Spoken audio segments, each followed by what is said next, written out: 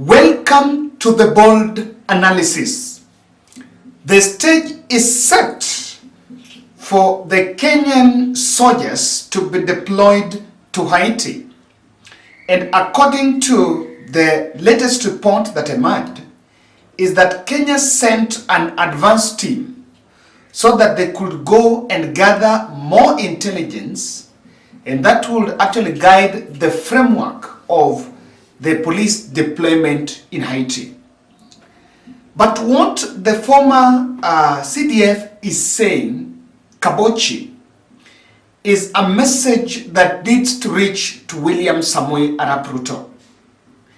William Ruto recently made a statement telling Aden Duale that in future they must make sure that they involve experts in foreign missions, experts in the sense of medical practitioners, engineers, people in the peacekeeping, mediation, lawyers, and others, so that because when Kenyans go for foreign missions, they normally meet very complex terrain, and they need to ensure that every mission has a sustainability element.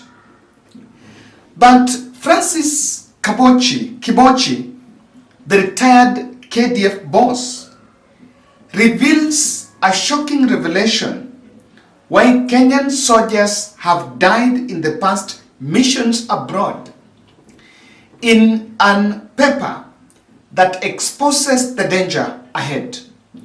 And I tend to believe that this revelation has come at the right time when the country is debating about the deployment to Haiti. Welcome to the bold analysis. And the former Chief of Defense Forces, General Robert Kibochi, has attributed that loss, and there is one thing he's saying, that Kenya lose lives and military equipment in the past missions due to one factor, and this is poor intelligence. He was speaking on delivering a paper known as Situational Awareness and Peacekeeping Intelligence at the ongoing Peacekeeping Training Centers Conference in Nairobi. The former KDF boss said that there are some critical lessons that the country needs to learn from past missions. Political and security experts have been putting the Kenya Kwanza on the radar as to whether we have taken, or rather we have included, some lessons that we learned in the past. And this revelation by Robert Kibochi serves as a warning. It is saying, prior to deployment, KDF soldiers and accompanying police officers needs to undergo intelligence training that simulates the real-life situation they are likely to encounter on the battlefield as part of their threat assessment. However, in the field, a lack of cooperation between the host country and the participating troops can create gaps that expose them to great danger, requiring more intelligence gathering to predict what is most likely going to happen. To put my phone there and reason a bit. That what Robert Kibochi said is actually, it mirrors what the country, or rather what we have been experiencing about the Haiti mission. He's saying that there needs to be a cooperation between the participating troops and the host troops, because without that, it brings some gaps. And we know there is a question of, when the country is heading to Haiti, the gangs in Haiti have been posting videos and sending very devastating messages about how, and threatening how, they do not welcome the UN sanctioned mission in Haiti. And it points out a question that maybe needs to be answered. Are we in a position to cooperate?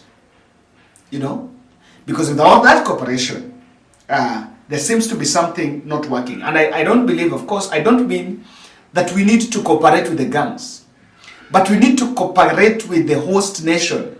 Do we even have a nation in Haiti to cooperate with? That's a question. Now, he's saying we need to also look at how this intelligence is acquired in the field, analyzed and disseminated for use, knowing the commander needs this information likely yesterday to attend to his narrow decision-making window. And he's saying in a war, in missions, the decision-making window is very narrow because the intelligence should come fast, thick, and thin. And there's some decisions that you don't need the bureaucracy. You don't need to make calls to Nairobi and gather experts and call a security meeting for you to react. In missions, most of eventualities comes at a glimpse. And so, it points out a question. We are deploying police that are going to be led by maybe the police ranks. Are we having those with the level of decision making needed? And that is what Kibochi is saying, Robert Kibochi is saying. That we need to know that the decision making process in a mission is very narrow. And that cannot be underestimated.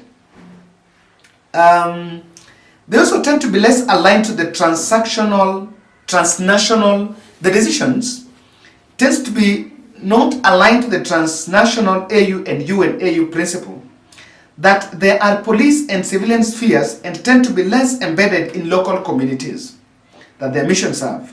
So in a way, you have three people in a car. Military tends to be in the driver's seat when they could benefit from listening to the navigator. He said that the meeting attended by participating over 26 countries attending. And in this,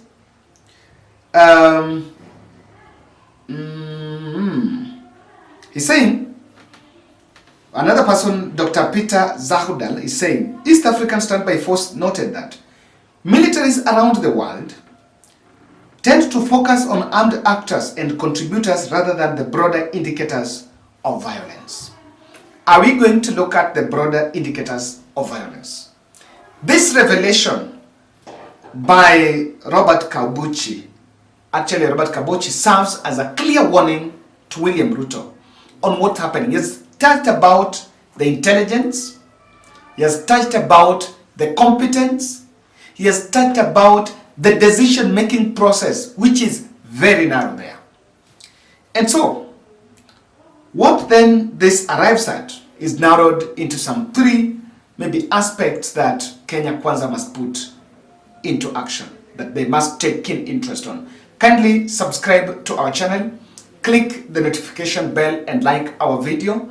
I need to continue saying thank you, but for the better part of now, the remaining part of the day will just be thanking you for the charity programs that we've done. I need to say thank you for the wheelchair challenge. And we did the wheelchair challenge to buy the 5 wheelchairs.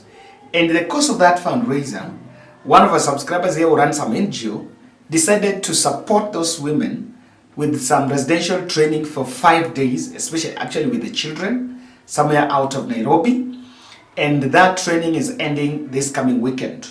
So it is upon their arrival back in the CB in Nairobi that we will hand over officially the wheelchairs this coming weekend on Sunday. So that will be in Kibera, and I want to say thank you. I want to believe that I've received a bit of overwhelming support and plea for this to run as a national campaign, as a campaign that is moving through. And I know that next year we'll have to pick this and adopt it as one of our programs under the Bold Charity Network. So that wheelchair is going to be one, and I'm so glad. We managed 137,000, and I want to believe that for those who gave, and I'm just so thankful to you, And may God give us, may God protect you for the rest of the month, the year. I know quite a number have been reaching with different distress calls, and yes, we cannot solve all, but I believe that, Paul, I pray that you will find breakthroughs at your hour of need. Thank you. Haiti intelligence must support the Kenyan troops or the Kenyan troops deployed must ensure that they have full intelligence backing. Whether it's the UN that is going to deploy the intel, or it must be. Because that is what Kibochi is saying, that one of the things why we bring back, why we lose our corps and equipments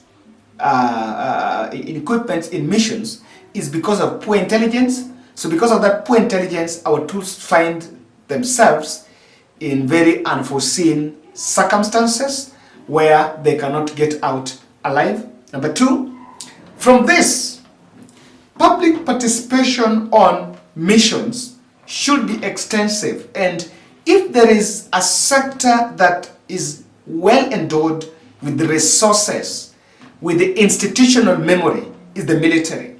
We have many ex-soldiers, quite a number of veterans, legendary veterans that have participated in successful missions and have come back and will still have the blessings of them being alive.